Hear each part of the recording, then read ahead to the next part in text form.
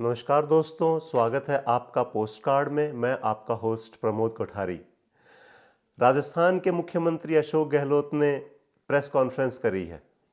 बड़े बड़े media houses इस प्रेस कॉन्फ्रेंस को बता रहे हैं कि सचिन पायलट को अशोक गहलोत ने करारा जवाब दिया।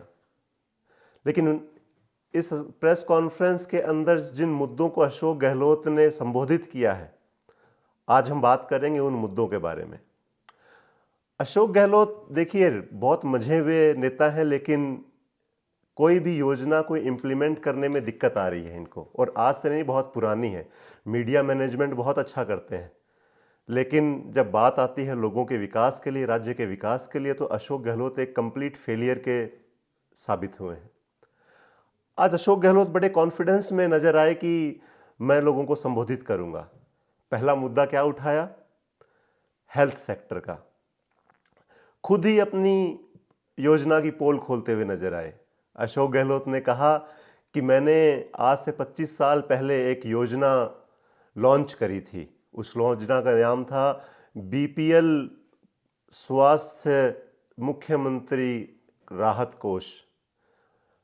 मुख्यमंत्री जी ने कहा कि ये योजना मैंने 25 साल पहले लॉन्च करी थी 1998 में, लेकिन जब 2003 में मैं चुनाव में गया तो मेरे को पता लगा कि इस योजना के बारे में पता ही नहीं है किसी को। अरे भाई, अगर योजना आपने लॉन्च करी है और लोगों को नहीं पता, तो इसमें किसका फेलियर है? इसमें लोगों का फेलियर तो नहीं है, इसमें तो फेलियर आपका ही है। तो ये आप अपनी अचीवमेंट बता रहे थे या आपका फेलियर बताने के लिए आप प्रेस कॉन्फ्रेंस में आए थे? दूसरा, अशोक गहलोत जी ने कहा कि मैं स्वास्थ्य सेवाओं को 2030 तक अंतर्राष्ट्रीय स्तर की स्वास्थ्य सेवाएं बनाना चाहता हूं। अशोक गहलोत जी, आपने ये कहा, ये प्रण 4 साल पहले, 4.5 साल पहले जब आप सरकार में आए थे, आपने तब क्यों नहीं लिया? अरे भाई, ये राइट टू हेल्थ बिल आप 4 साल पहले लॉन्च करते और उसको इम्प्लीमेंट करते और लोगों को उसका फायदा उठाने देते, ताकि आज आपको समझाने की आवश्यकता नहीं थी लोगों को। और अभी भी जो आपने लॉन्च किया है उसमें क्या है? आपने उसको संशोधित करके और आपने उसके अंदर जो प्रमुख चीजें थी वो सारी हटा दी। इमरजेंसी सेवाओं में आपने क्या छोड़ा है? सांप का काटना और बिच्छू का काटना। और अगर किसी का एक्सीडेंट हो जाता है तो वो अस्पताल उसको सिर्फ रिफर कर सकता है, प्राथमिक उपचार करके उसको रिफर कर सकता है।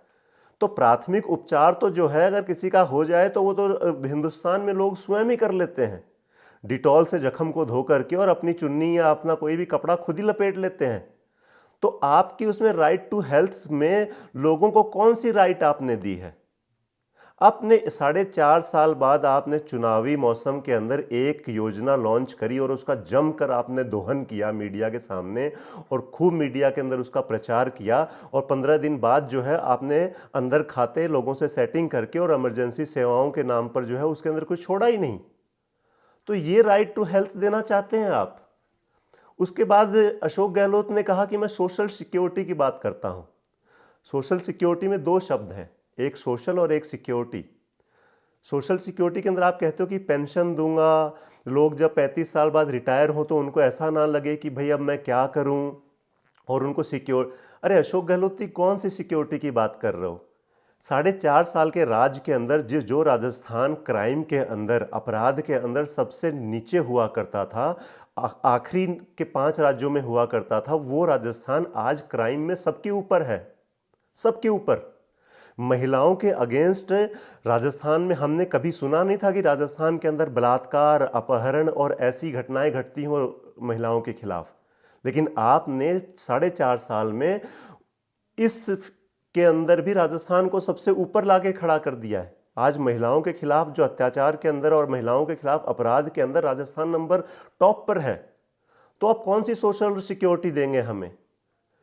जयपुर बॉम्ब ब्लास्ट के अंदर जिन अपराधियों को फांसी की सजा हुई थी निचले कोर्ट से बीजेपी की सरकार में, और उनके ऊपर जुर्म साबित हो गया था, उन अपराधियों का आपने मुकदमा इतना कमजोर कर दिया और हाई कोर्ट के अंदर वो बरी हो गए, फांसी से सीधे बरी हो गए। अरे भाई, फांसी से 21 साल उम्र कैद हो जाती, 14 साल की सजा हो जाती, तो हमें समझ में आता कि भाई हाँ ठीक है, लेकिन फांसी से सीधा बरी कर दिया। और आप कह रहे हो कि मैं सुप्रीम कोर्ट में जाऊंगा। तो सुप्रीम कोर्ट में आप ऐसे कौन से सबूत रखोगे जो आपने हाई कोर्ट में नहीं रखे, और क्यों नहीं रखे हाई कोर्ट में? अब आप थोड़ी जाओगे सुप्रीम कोर्ट में। जिस हिसाब से आपने उदयपुर में रामनवमी और हनुमान जयंती को मनाने पे प्रतिबंध लगा दिया है, जिस हिसाब से आपने करौली हिंसा और पे रामनवमी पे जो करौली के अंदर हिंसा हुई थी उसके ऊपर कोई जांच नहीं करी, जिस हिसाब से आपने राज्य के अंदर धार्मिक जुलूस निकालने पे प्रतिबंध लगाए हुए हैं, कन्हैया टेलर के जिन जिहादियों ने हत्या करी थी उसके ऊपर आपने आज तक कोई एक्शन नहीं लिया, तो इनको देखते हुए ऐसे साफ पता लगता है कि आप सरकार में तो नहीं आ रहे। तो फिर सुप्रीम कोर्ट आप नहीं जाओगे, सुप्रीम कोर्ट जाना पड़ेगा बीजेपी को ही। तो आप कौन सी सोशल सिक्योरिटी की बात कर रहे हो? उसके बाद बात करें तो इन्होंने कहा कि मैं रोजगार के ऊपर बहुत काम करूंगा और 2030 तक जो है राजस्थान में बेरोजगारी के ऊपर बहुत काम करूंगा मैं। तो आप कौन सी बेरोजगारी पे काम करोगे? जितनी आपने 4.5 साल के अंदर एक भी ऐसी भर्ती जिसका आपने सफल परीक्षा करवा करके और आपने अगर उसको बच्चों को ज्वाइनिंग लेटर दे के और उनको नौकरी पे चढ़ा दिया हो तो आप मेरे को बताओ। आपने धन इतना इकट्ठा किया है बच्चों का शोषण करके और उनका दोहन करके जिसका कोई अंत नहीं है, जिसको शब्दों में बयान नहीं किया जा सकता, इतना दोहन किया है।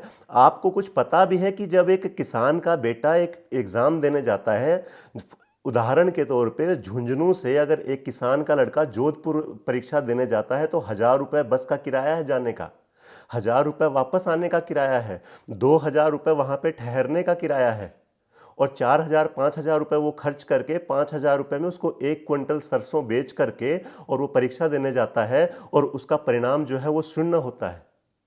और उसके ऊपर जो आप 600 रुपये 500 रुपये जो फार्म भरने की जो फीस है वो तो पता ही नहीं है कि आप कितनी बार लेते हो लोगों से। तो आप कौन से रोजगार के ऊपर काम करोगे? आपने 5 साल के अंदर अगर इन चीज़ों के ऊपर काम करते तो आपको ये प्रेस कॉन्फ्रेंस करने की इनकी आवश्यकता नहीं थी, लोग अपने आप आपके लिए वोट डालते। दूसरा, आप कहते हो कि 2030 तक जो है ये हमारा टारगेट है। 2030 तक क्या टारगेट है आपका? आप 73 साल के हो चुके हो, 7 साल बाद आप 80 साल के हो जाओगे, तो इन 7 साल के अंदर आपका यही टारगेट है कि 2030 तक जो है मैं ही कांग्रेस का सर्वे सर्वाहा रहूंगा राजस्थान के अंदर, और कोई टारगेट नहीं है आपका। आप कहते हो कि राजस्थान को हम फिर से नंबर 1 बनाने लेके जाएंगे। अरे कौन सा नंबर 1 बनाने लेके जाओगे? 3.5 लाख करोड़ जो है प्रदेश के ऊपर कर्जा हुआ पड़ा है, पूरा 100% प्रदेश जो है वो सूखे की मार झेल रहा है। आज लाखों युवक जो है राजस्थान छोड़ने के लिए इसलिए सिर्फ मजबूर हैं क्योंकि उनके खेतों में पानी नहीं है। आप कौन सी 2030 में क्या अचीवमेंट करोगे? आप लोगों के पास पीने का पानी नहीं है। जो हर घर जल परियोजना के अंतर्गत जो केंद्र सरकार ने आपको पैसा दिया था, वो पैसा आपने अपने हिस्से का जो राज्य को देना था वो तो आपने दिया ही नहीं। जो केंद्र ने आपको पैसा दिया था वो पैसा आपने क्या किया कि उसको अलग और उल्टी सीधी स्कीमों के अंदर खर्च कर दिया। और आपने जो पाइप उठाए थे हर घर जल पहुंचाने के लिए, जिन कंपनियों से आपने पाइप खरीदे थे उन कंपनियों को आपने भुगतान नहीं किया। उसका परिणाम स्वरूप यह हुआ कि उन कंपनियों की वर्किंग कैपिटल जो है वो खत्म हो गई है और आज वो कंपनियां बहुत ही मंदे हालात में हैं।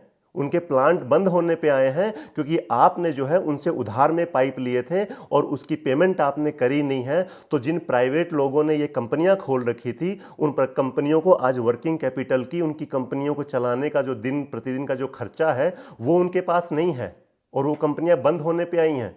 और अगर आपके खिलाफ कोई कुछ बोलता है तो आप उसको जेल में डाल देते हो। तो आप कहां पे कौन सा 2030 का आप लेके जाना चाहते हो? आप कभी गए हो? आप उदयपुर वाटी, खेतड़ी, झुंझुनू, सीकर, चूरू, बीकानेर, इन डिस्ट्रिक्ट्स के ऊपर आप गए हो? आपको गांव के अंदर नौजवान नहीं दिखते हैं? ऐसे ऐसे नौजवान जिनके 100 बीघा, 150 बीघा, 200 बीघा, 300 बीघा जमीन है, वो नौजवान दिल्ली, बंबई और गुड़गांव जैसे शहरों में सिक्योरिटी गार्ड की नौकरी करने पर मजबूर हैं। और जो युवा बेचारे अपने इन चीज़ों से लड़ते हुए भी अगर जो गांव में रह के पढ़ाई कर रहे हैं, चलिए लड़कों की तो आप बात छोड़िए, लड़के तो बेचारे सिक्योरिटी गार्ड की नौकरी कर लेंगे, कहीं पान की दुकान खोल लेंगे, कहीं सिगरेट की दुकान खोल लेंगे, लेकिन लड़कियों का क्या? आपको पता भी है कि एवरेज शादी की एज जो है राजस्थान के अंदर 29 से 30 साल पहुंच गई है। जो लड़कियां बेचारी 4-4 साल से 5-5 साल से सरकारी मास्टरनियां बनने की सपने सजोई हैं, कोई नर्स बनना चाहती है, उनकी डिग्रियां पूरी हो गई हैं, और आप जो है पेपर आउट करवाते हो, और उस पेपर आउट करवा के जो धन एकत्रित करते हो वो आप अपने राजस्थान की राजनीति को और अपने ऐड देने के लिए और इश्तिहार देने में आप यूज करते हैं, या अपनी राजनीति चमकाने में यूज करते हैं। आप रोजगार देने की बात छोड़िए, आप मोटा पैसा जो है किसानों की जेब से जो है आप निकाल रहे हो, और आप लोगों को बेवकूफ बना रहे हो कि मैं ये करना चाहता हूं, मैं वो करना चाहता हूं। आप कुछ नहीं करना चाहते, आप सिर्फ और सिर्फ राजस्थान का दोहन करके और सोनिया गांधी को खुश करने में लगे हुए हो। अरे आपको कुछ तो संवेदनशील होना चाहिए कि आप किसी मुद्दे के ऊपर तो आप कम से कम कोई योजना तो आप इंप्लीमेंट करो। आपके लिए कितना बड़ा चैलेंज है कि आप जो है सरकारी जितनी भी भर्तियां खाली पड़ी हुई हैं उनकी ईमानदारी से परीक्षा आप नहीं करवा सकते। आप ये कहते हो कि पैसा आप हर तरीके से आप जो है किसानों का और आम लोगों का दोहन कर रहे हो। सीकर के अंदर जो नेक्सा कंपनी ने 17,000 करोड़ कोई बताता है, कोई 21,000 करोड़ बताता है। आपके मंत्री गोविंद डोटासरा के नाक के नीचे से 17,000 करोड़ का घोटाला करके और वो लोग भाग गए हैं, और वो सारा 17,000 करोड़ जो है वो आम किसानों का पैसा था। तो आप रोजगार देने की बात करते हो, आप तो जो लोगों ने अपनी जमा पूंजी है आप उसको खींच रहे हो। सरकार अगर चाहे ना अशोक गहलोत जी, तो सरकार को ये 1 रुपये का भी हिसाब ले सकती है भ्रष्टाचारियों से, 1-1 रुपये का। और आपके सबसे पीसीसी के अध्यक्ष के क्षेत्र में से और आपकी नाक के नीचे से 17,000 करोड़ रुपए ले गए, और आपकी कोई जवाबदेही नहीं है, आप कोई उस चीज के ऊपर कोई बात नहीं करते। कानून व्यवस्था, सबको पता है कि कानून व्यवस्था क्या हो रखी है राजस्थान के अंदर। अपराध में नंबर 1 पे हैं हम। हमसे ऊपर जो है यूपी बिहार हुआ करते थे, वो भी पीछे छोड़ दिए हैं, और हम सबसे नीचे हुआ करते थे, हम सबसे ऊपर आ गए हैं। तो ये लोगों को बेवकूफ बनाना बंद करिए, और लोगों को समझना पड़ेगा कि चुनावी मौसम के अंदर इनकी बातों पे विश्वास ना करें और अपना विवेक का इस्तेमाल करके ही लोगों को वोट डालें। तो इस प्रेस कॉन्फ्रेंस के अंदर अशोक गहलोत जी के जितने भी पॉइंट कवर किए थे उनकी ये है सच्चाई। अगर आपको ये वीडियो पसंद आया हो, अगर आपको लगता है कि मैंने इस वीडियो के अंदर जो मुद्दे उठाए हैं वो सही हैं, तो इस वीडियो को लाइक करें, सब्सक्राइब करें, शेयर करें, और क्योंकि मेरा चैनल नया है तो मेरे को सहयोग करें। मैं आपका बहुत आभारी रहूँगा। बहुत बहुत धन्यवाद।